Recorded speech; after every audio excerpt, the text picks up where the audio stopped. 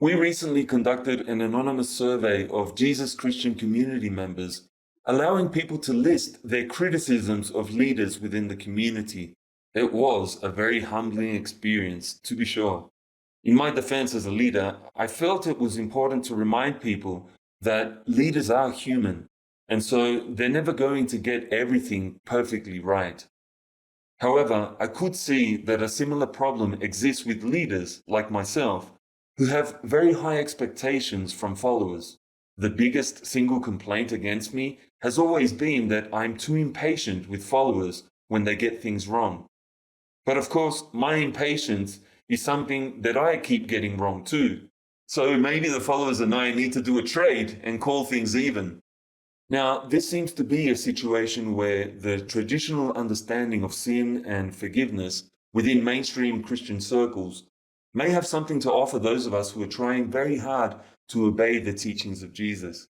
Reminding ourselves that none of us is perfect may make us a little more patient with other people who are struggling with various weaknesses, and especially so if the weakness is just their ignorance or inexperience in certain areas. In the grievance system which Jesus instituted, the end result, if an offender refuses to change, is expulsion from the church. However, I have suspected for many years that it would not take much to expel every single member of our community on the basis of things that we continue to have problems with year after year.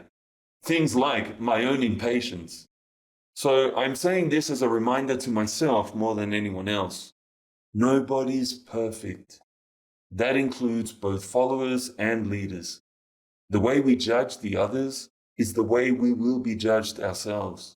And as we become more and more aware of our own shortcomings, it should make us more and more patient with the shortcomings of others. In fact, it seems the single worst sin that Jesus encountered was self-righteousness, where we convince ourselves that we are righteous, or at least more righteous than what we really are. For religious people, this often takes the form of focusing on the sins in other people. It has a way of making us feel so much more superior by comparison.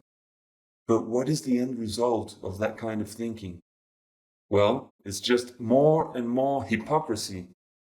So maybe we need a bucket full of little notes like this video to keep reminding us day after day about our own sinfulness so that we won't be so hard on others. Yes, speak out against sin for sure, but mainly speak out against the sins that we have recognized and confessed in our own lives, and include large doses of love and forgiveness as well. It was the Pharisee who thanked God for his own goodness that Jesus accused of praying to himself, whereas it was the tax collector who said he was not worthy that Jesus said went home from the synagogue justified. Simple lesson, short sermon, but it can generate a world of change that self-righteousness would never achieve. So please think about it today and every day. And add your comments below as well. Let's get some real people sharing with real people here. If you haven't already, make sure you subscribe and click the notification bell so that you'll be aware when new videos come out. God bless you, and thank you for listening.